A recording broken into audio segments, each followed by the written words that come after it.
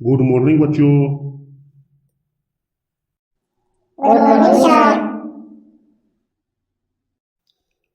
आज हम एक बहुत महत्वपूर्ण विषय पर चर्चा करेंगे, सामाजिक अंधविश्वास। क्या कोई बता सकता है कि अंधविश्वास क्या होता है?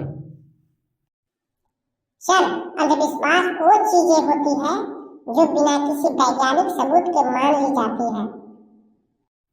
बहुत अच्छा। और क्या कोई उदाहरण दे सकता है?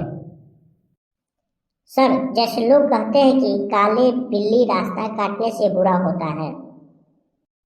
बिल्कुल सही।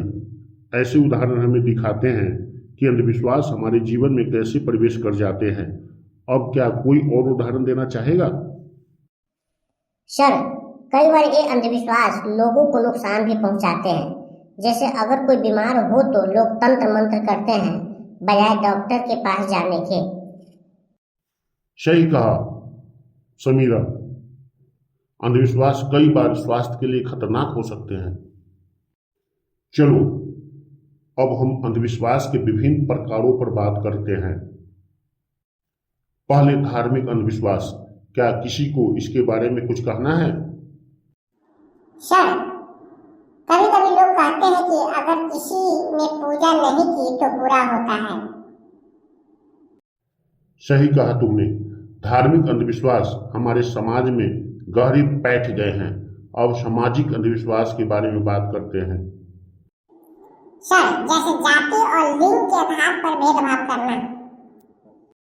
बिल्कुल, ये सामाजिक अंधविश्वास न केवल व्यक्तिगत बल्कि सामूहिक स्तर पर भी समस्या पैदा करते हैं। एक बार एक गांव में एक लड़की ने शिक्षा प्राप्त करने का फैसला किया, लेकिन गांव वालों ने कहा कि लड़कियों को पढ़ाई की जरूरत नहीं है। सर, ये तो बहुत गलत है। सभी को शिक्षा का अधिकार होना चाहिए। सही कहा तुमने राज। हमें यह समझना होगा कि अंधविश्वासों को खत्म करने का पहला कदम शिक्षा है। अब हमें सोचना चाहिए कि हम अपने समाज में अंधविश्वासों का मुकाबला कैसे कर सकते हैं। हम लोगों को जागरूक कर सकते हैं और स्कूलों में सेमिनार आयोजित कर सकते हैं। बहुत अच्छे सुझाव।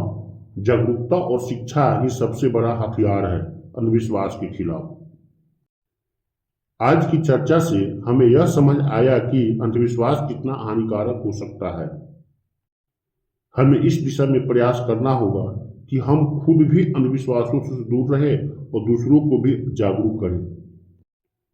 अगली कक्षा में हम इस विषय पर और गहराई से जाएंगे और कुछ केस स्टडी भी देखेंगे। क्या आप सभी तैयार हैं? जी हाँ सर।